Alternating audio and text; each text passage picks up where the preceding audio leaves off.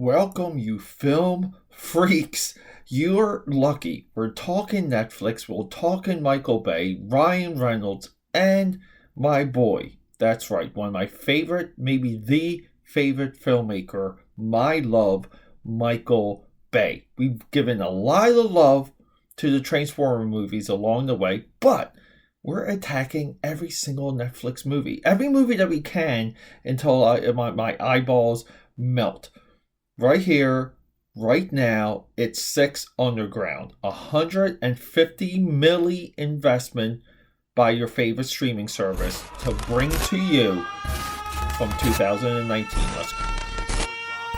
Movie fan. Welcome back. I am Peter A. DeLuca, aka Pad, another known as Hot Chocolate, another known as the World Sketchbook Champion, another known as comic book creator. That's right here, right now, you can get Trial by Fire available on Indiegogo or Uzi Suzy available right now too on Etsy. Two vastly different comics, directions, art styles, moods, stories. I'm a storytelling fiend, and that's a lot of this podcast.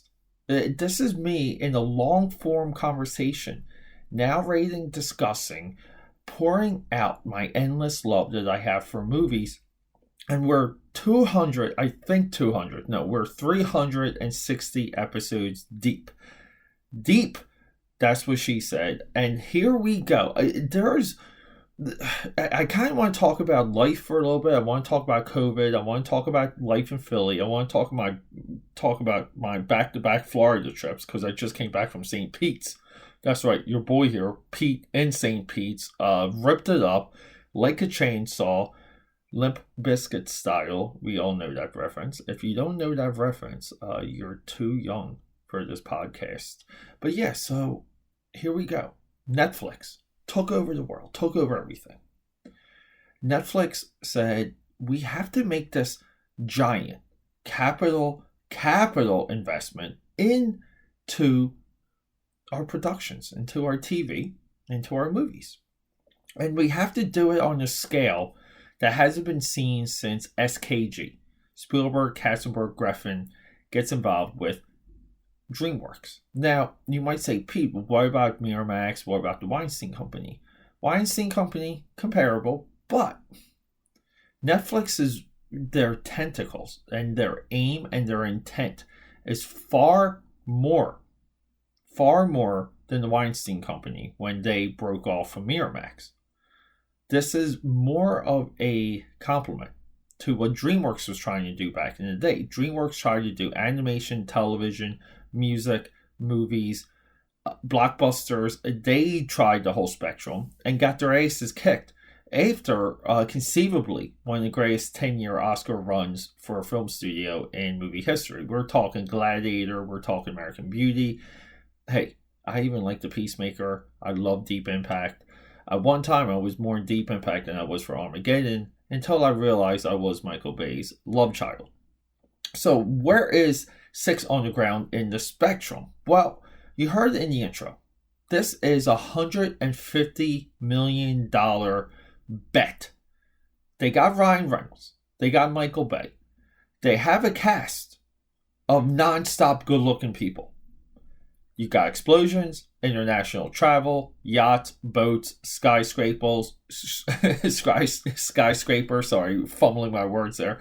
But you guys can get you get the idea, right? This is a huge movie. Now, here's the one thing that no one's going to tell you about this freaking movie. The concept, the setup, the establishing lore that brings us into this movie. It's goddamn cool. It's freaking awesome. We have a woke action movie ready to go in front of your eyes, and guess what? None of it feels woke. What's happening over here? Well, here's the thing. Hollywood has a long history of being progressive on global and environmental and geopolitical issues. Now, on the surface, a lot of these seem to be uneducated platitudes. A lot of times they're right, sometimes they're not. Sometimes it's just light enough, just enough to hit the nail on the head. Roland Emmerich, right? He's our director of Independence Day, also a fantastic filmmaker. He wants you to be afraid of aliens. So he puts out an alien movie, and then from that point on, he just makes he basically wants to put Obama in a action movie with Channing Tatum. Awesome movie there too. White House Down. No, is yeah right? Yeah. White House Down, not Olympus. I get those movies mixed up. But he makes these other movies. He makes 2012 and he makes The Day After Tomorrow.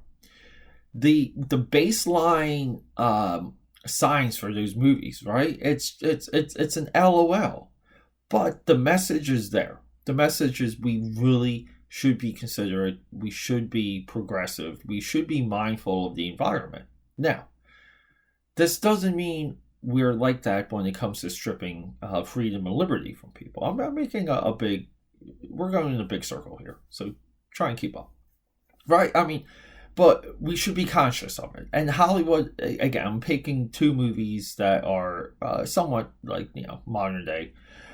But I'm picking these movies because they're easy to grasp onto.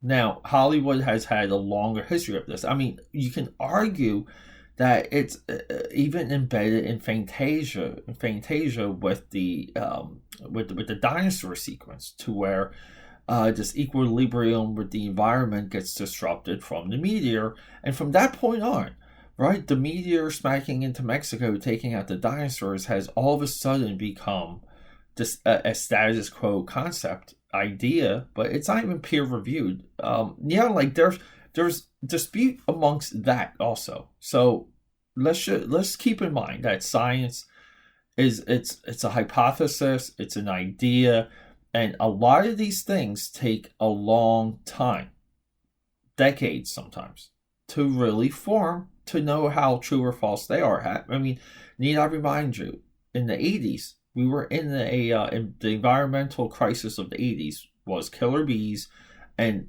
a coming ice age. So there you go. So when it comes to Hollywood being progressive and being woke, it's really always been there. I believe it's baked into the dough. Like the post-Reagan era Hollywood, they rebelled against conservatism and they went woke. Now, a lot of these filmmakers and actors don't go far left. They, like most people, most of you, most of me, we're all in the center. So when it comes to going into the center, you're almost like more interested in like your craft. You're like the story elements, the characterization. This movie is high on both. The woke part of this movie is basically a Jeff Bezos, who's Ryan Reynolds. He's an Elon Musk, and he flips his fortune to inflict his policy, his foreign policy throughout the world by hiring his own like Secret Six, his own Mission Impossible force, MIF. But he's enacting what he feels like the governments are not. He's cutting through the red tape, literally. This is a effing cool idea. This is a franchise-worthy concept wrapped in this idea that the billionaire should give back. Now, this is also like billionaire guilt. To where like the philanthropy within the billionaire community, within the 100 million, millionaire community, even within the guy down the street that's making more money than all of you, that's involved with the local church and school board, and just seems to have endless time to put into the community while maintaining, a job, mostly one that he created his own, and a full-time family. Like we're built as of right now to feel guilty with success, but along the way of success, we can be a savage. But once we reach success, we have to we have to correct it, and we have to be a philanthropist. This movie is that. This is it. What do we have packaged together? We have a beginning, an opening that I absolutely love. James Franco, for his brother's in this movie. I always forget the name of James Franco's brother. We'll just call him Franco. Okay, he's the wheel guy. He gets taken out. Like, they use this trope of major actors can't get, like, they can't get it. They can't, like, you can't eat a bullet. I love it when movies do this. It set it up. The stakes are there, and along the way, we have this parkour character who I absolutely love. He has so many close calls along the way. It's just freaking fun. It's fun to watch him get rescued. It's fun to put him into these different environments. And then, like I said, along the way, we have this turmoil amongst the team betraying their mission and who they are. And who they are is nameless. You're just a number. You're 1 through 6. This is your designation. This is the heat level action around the movie, or storytelling, or trope. I'm just throwing words out there. Trope. Now, the heat trope, which is very close to like the Ocean's 11 type thing, which is like you have to get up and go. You cannot have an identity. This is the age old like con artist, heist movie, okay, criminal assassin type trope. So there's a search for identity amongst the team members during this. They recruit a new team member. He's the one that breaks the code, okay, by announcing who he is to everyone. Again, these are all things we see coming, but the way that they're wrapped, it's glossy, it's beautiful. It is MTV from the 90s. It is a rap video. It is hip-hop. It's ready to go, and it's just looking beautiful. Now, we have all these things we see coming. We have characters that we appreciate to see in danger, that we want to see rescued. We have babes. We have people on the team canoodling, breaking the code, doing all of these things. And then we have Ryan Reynolds, who's really fantastic at, he's the glue that holds it all together. Now, add this with some amazing cars, explosions, car flips, people falling, sharpshooter. I love sharpshooter characters. This is why Archer characters, Camus Everdeen, Hawkeye, that girl from Brave with the giant wild red hair. We love Archer characters. They're prevalent in fiction and fantasy for a reason, because the idea that you can be deadly from a distance and just walk away from it is one of the awesome, most badass things about fiction that talks to our DNA. There's just something about that we all love, that we all want to be. Sit down there, kid, and admit it. So, 6 Underground, to launch this journey through Netflix, I don't know if I could have picked a better movie. Not next week, holy shit, what the hell am I talking about? Episode 361,